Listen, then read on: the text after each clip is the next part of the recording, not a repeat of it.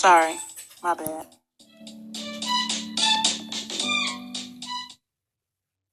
Take a right, go down 2 blocks. I didn't know.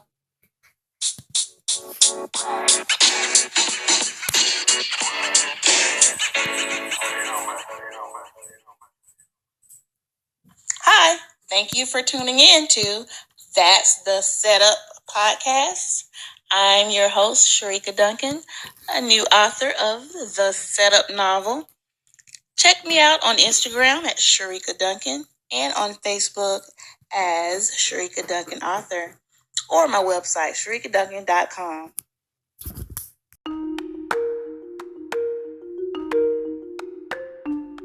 Good evening, everyone. Welcome to That's the Setup podcast. I'm your host, Sharika Duncan, and joining me today is my co-host, Miss Roland Mayhew. Good evening, Ro. Good evening, everybody. We are back. We are back. We are back. Yes. With some great conversation for this evening. So, honey, have you seen this new Netflix movie that Tyler Perry dropped on us called Fall from Grace? Yes, girl. I saw it on Netflix. It popped up, so I had nothing to do that night, so I watched it. Right, and I don't know if our listeners, I don't know if you have seen it, but if you haven't, you might want to pause this podcast session because we are about to talk about this particular movie. It is good in terms of I'm just so curious and fascinated as to the time of delivery that it took for Mr. Perry to come up with, something genius. I mean, compared to 5 days versus, 6 months to I don't know how long it takes for a certain type of movie turnaround, but this was pretty good. He did it in 5 days. And how? How? Did they work 24 hours a day? How? Right. And I mean, Grace is the actual main character who was accused of murdering her husband, who went by the name of Shannon, I believe. And that dude. Yes, that one. She was defended at trial by a young lawyer named Jasmine, who is and let's talk about Sarah, her Grace's best friend. Okay, let's start. Miss Felicia Rashad. But she did that. No, wait, before we even get into her, let's not forget, it took me a quick second for me to realize that was Cicely Tyson, old ass, at the end. Yes, that was Cicely. Because it's like, oh my gosh, I know that face, and it's just like, oh. How old is she? She is. That's probably why they had to do it in 5 days, just in case. Oh my gosh, I mean, literally, I respect her work ethic. Girl, now that is some tea you're spilling right here. No way. It goes somewhere to say that he lived with another woman and a child in Duluth. But he over here scamming people on Match.com. I mean, does it say how old he is and everything? 35. He got on. I'm looking at all his little profiles. He got on his suit, looking all dapper and stuff. You would have never thought. Okay, and of course, I'm a believer now. And of course, these Nigerian people who target elderly women, it's the same thing. This stuff happens all the time. This one here was on CNN. Man in California oversaw a romance scam that targeted women worldwide. This was just August of last year. Oh, that's so recent. Wow. This man is a Nigerian. Yes, I'm reading this off of CNN now. A Nigerian man, over 10 months, he was courting this woman, and he collected over a total of $200,000 from this lady. She didn't even have no money. She was borrowing money from friends, from her ex-husband, from whoever she can, just to keep her love interest happy. $200,000? She must got some good friends and a good ex-husband, because I wouldn't give her $30. How mean, let's slow down and break this down for me. Describe, just for my sake and our listeners, to make sure we're on the same page, what is identity theft? Identity theft, I don't know what the Webster definition is, but it's like I'm stealing your information, Sharika. I'm using your name, your social security number to get credit, to get money, to basically get stuff that I couldn't get under my name, or I don't want to get under my name because I know I'm not going to pay none of it back. So I'd rather mess up your credit. I'd rather mess up your name instead of mine, because probably mine's already messed up. I've taken on you without you even knowing. And that is the most, let me tell y'all, that has happened to me. And Florida and Georgia are the two states who are known for identity theft and scams. If you're from Florida, you already know Florida's all about scamming. Why do you think everybody in South Florida got a little Benz or a little Beamer? And they ain't nothing but 22, 23. Now all them scrippers, okay? Trust, it's that scamming stuff that they be on. And then, of course, we in Atlanta where everybody's into designer this. You think everybody out here walking around with a real Ferragamo? Like, seriously? Come on. So I moved here from Florida. So I left one crime capital for the next, right? So my first year in Georgia, I went to go file. I moved here in October. When income tax season came around, January, February, I'm always late, y'all. I'm one of those people who wait till April to file income tax. I'll never learn, whatever. So I waited until April, so less than 6 months? I waited until April to go file my taxes. H&R Block told me I already filed taxes. I'm like, when? Oh, early in January. How? How? Oh, yeah, they sent you X amount of money. They sent who X amount of money? What's the address? The freaking address is all the way in Texas. I'm looking at these people like, how are you sending money to Texas? I'm showing you my identification, everything. Even my lease has my name, address is right here in Alpharetta, Georgia. So what are you talking about? Girl, I had to go file a police report. Then I had to go file a claim with the IRS. Now, you know the IRS, you can't just pick up the phone and call these folks, right? Like, you literally on the phone 45 minutes or to an hour just to get someone, and there's no callback number. They can't give you a callback. You just got to jump off and get right back on and all this other stuff. And then they correspond with you through mail only. So whatever you need to send them, you send it through mail, certified mail, make it easier. Then they'll send you a response back. Then you send them a response. And there's no email response. There's no leaving a voicemail response. All of it through mail, mail, mail. Till this day, every time I have to file my income tax, I can't file unless I get a PIN number from them. Oh. But I said I was upset. Honey, I was so freaking mad. But guess what? It don't even end there. It don't even end there. No. So a whole year later, I'm not sure what happened. Something happened, and I was looking up something, and something about, I was receiving unemployment benefits. And I'm like, how am I receiving unemployment benefits? I'm still employed. Well, apparently, someone in Florida filed unemployment under my name. And they're receiving unemployment checks under my name. What? How they were able to do it? Apparently, that you could have the money sent direct deposit to your account. Or there's this card, I forgot the name of a card, but it's like a card. I don't know. The way they was explaining it to me, they load the money up in the card for you. Well, these people know exactly what to do because they sent the address where they wanted this card to be sent to was a P.O. box number. Of course, who you going to trace back to a P.O. box number? And that was one address they had on file. The next address they had on file was an abandoned place, similar to that movie Fall from Grace. I'm like, so don't these people know, like, isn't it in your system when you're sending money to know if the place you're sending money to is active or not, like someone lives there or not? Girl, that identity theft is so unfair. I had to get a credit freeze. Right. So in order for me, if I want my credit ran because I want to purchase something, I have these PIN numbers that the government gave me for each credit bureau.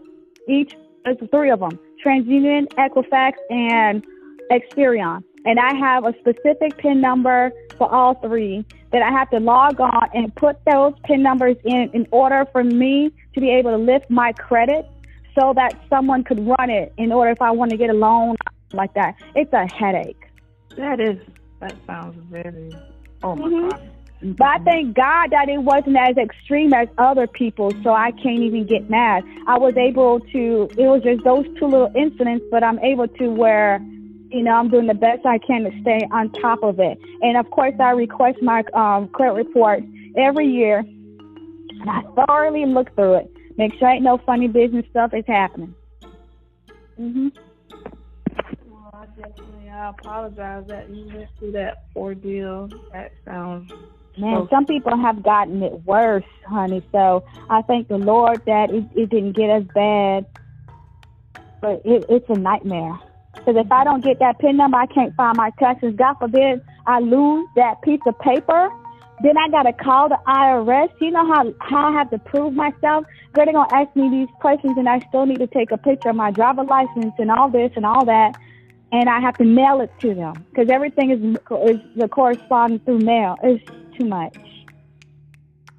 Well, you definitely just answered my second question, which was, you know, in terms of identity theft, does it involve stealing money or credit? So in your case, it actually involved both in other cases. Yeah, someone was collecting money, free money, in my name, and I'm like, I'm not paying back a damn dollar because y'all should did y'all thorough research. Because how the hell am I going to be unemployed in Florida when I'm actively working right here in Georgia? You calling my employer right now? You know, that's y'all bad. So don't ask me to pay back not a damn thing. And second, that income tax, that thing blew my mind. I was like, how? Like, I live in Georgia. You sending money to Texas. And what got me is like, these people don't even pay attention, right? Of all these years I've been filing, I've never claimed anybody because I don't have no children. But then all of a sudden this year I'm claiming I got 3 kids. Shouldn't I raise a red flag to somebody? You know. I don't want to think about it, girl, but it's real. It happens. It's horrifying. Some people, it takes them years to recover, especially when somebody get them so good that they clear out their bank account. That has happened. See, like in the movie Fall from Grace, how he was able to take out a mortgage, a loan on her mortgage or whatever he did. I'm pretty sure if we do our research, we'll find that something like that has happened in real life. I'm pretty sure. When somebody decides they're going to steal your identity, they are the most identity theft stealers and scammers are the most creative people on this earth. The most creative. I agree. That takes a lot of effort and just strategizing. And I've heard of people stealing old people's Social Security checks and all that stuff. So that's nothing new. Now, as far as having them tied up in a basement, I don't know about all that, but it happens all the time. Right. My own mom, she told me when she first got to America, she was pregnant with me, right? And so she was living in Miami with some relatives, and she just got to America, and so she was getting government assistance. So they was mailing the checks to the house at the people she lived with, right? And these people would steal her check. You know, she'll be like, hey, did a check come in for me? And they'll be like, no. Like, and then after a while, she realized that these people were just stealing her check and then making her starve because she had to literally beg them for money so that she can eat because she's pregnant. You know, so people will do the most dishonest thing to one another for money, to be able to gain without having to do nothing for it. Root of all evil.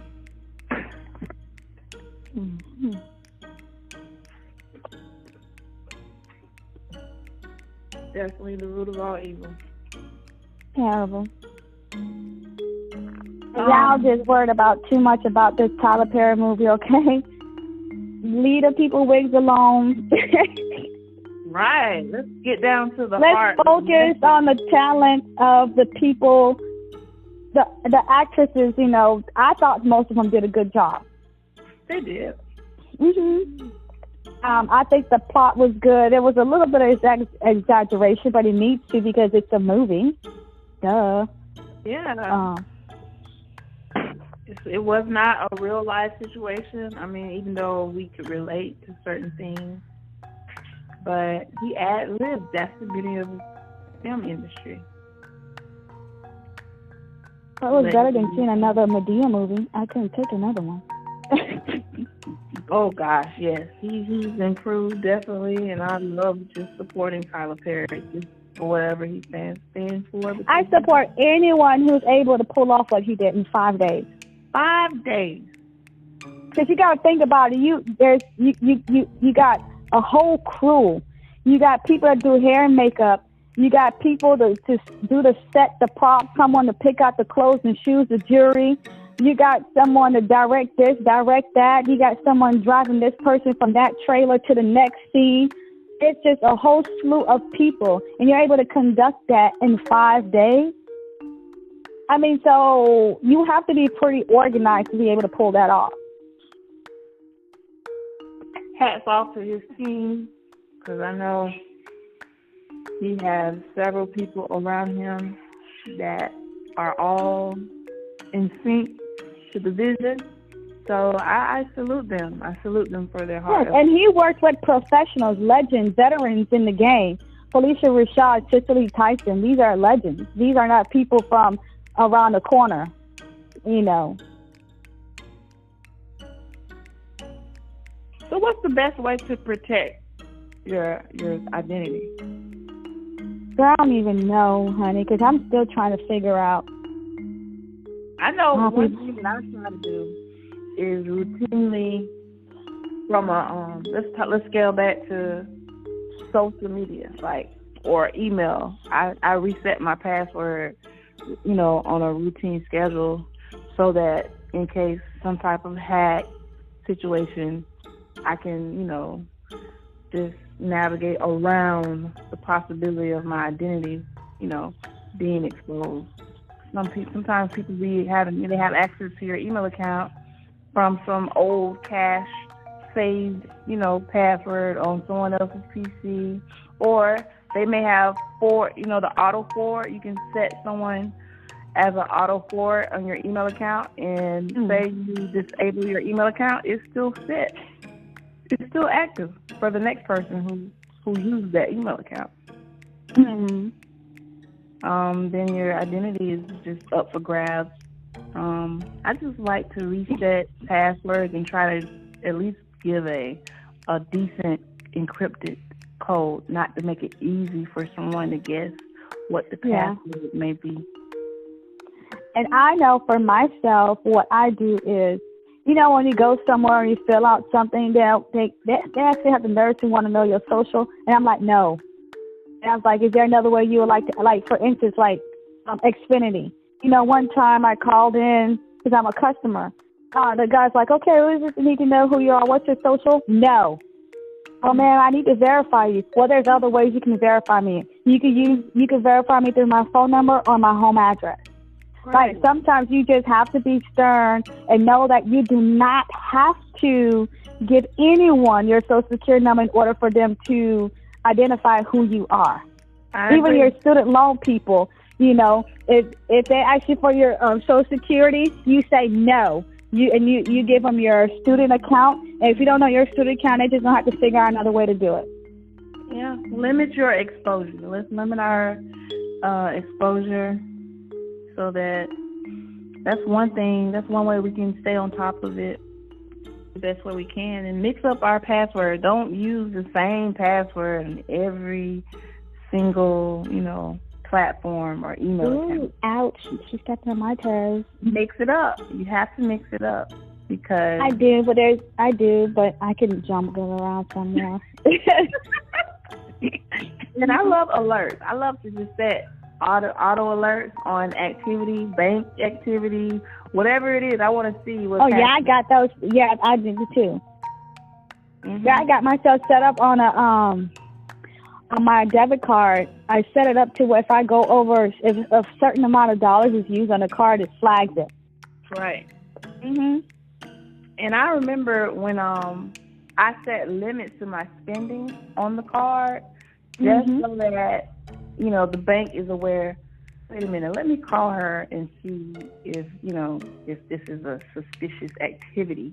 Or you know, let me, if I leave the state or something, they know I'll have to call the bank and tell them, hey, I want you to grant this amount because I'm going out of town. So we're both aware of, you know, the abnormal. Yeah, it's a good idea. For me with my bank, there's a verbal password to both my checking and my savings account. If you can't give the customer service rep the verbal password, you won't go any further. So that means if I ever develop amnesia, I'm messed up, I can't go anywhere. I would have to go in person and show my identification for who I am. There's a verbal password set on there, and you will never guess it. And also, I tell people all the time, you know, I know it's convenient when you go to the gas station to just use your card. That's fine, because it's sometimes easier than going inside. I get it. But I tell them that you do not have to put in, don't use it as debit, because don't put your PIN number. Do not put your PIN number. You could bypass that and use it as credit. Look, I bypass everything and use my debit card as credit so much, I don't even know the PIN number to my debit card no more, girl.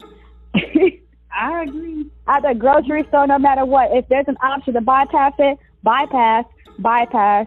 I mean, that's bad because if I lose my card and someone gets a hold of it, but for me, at least I know I don't have to put in my PIN number. Right. So it's a good and bad to it. But, you know. Even when you're purging documents, like printed important papers, we have to get in the business of investing in a shredder or just taking time out. Girl, let me tell you how I do it. I don't have a shredder, so what I do is I soak all my stuff in a tub of water with soap, you know, lots of soap, and let it sit over there for like a day or two. Then it gets so mushy, like you can literally rub the stuff off of them. Oh. Yeah. That's for people like me who don't have a shredder. But you guys, don't worry. Maybe God will bless me with a shredder soon. That's a great tip, though, because, you know, that's a workaround until, like you said, you get in position to have you let that paper or whatever soak in some water and some soap for a whole day or so. You rub that stuff rubs right off because the paper becomes real mushy. Yeah. Okay. I love it. That's a science project, everyone. For you middle schoolers. That's the Po People shredder, y'all. But we're just going over some tips, so and share your comments with us. Let us know what works for you, because we do not have all the answers. We're just relating what we've been through, and, you know, based on people around us, what they've been through. Rolon, you know, thank you for sharing your testimony in terms of your experience with identity theft. And it's a serious matter. And, you know, we should, like Rolon said, we need to just lay off Tyler Perry on A Fall from Grace. It was awesome. There was some truth to this movie because it happens in real life. And number one, you just have to understand the level of organization and the level of trust in, like, these what they call these actresses and actors trust him in order to go ahead and put their reputation on the line to shoot a movie in 5 days. You know what I'm saying?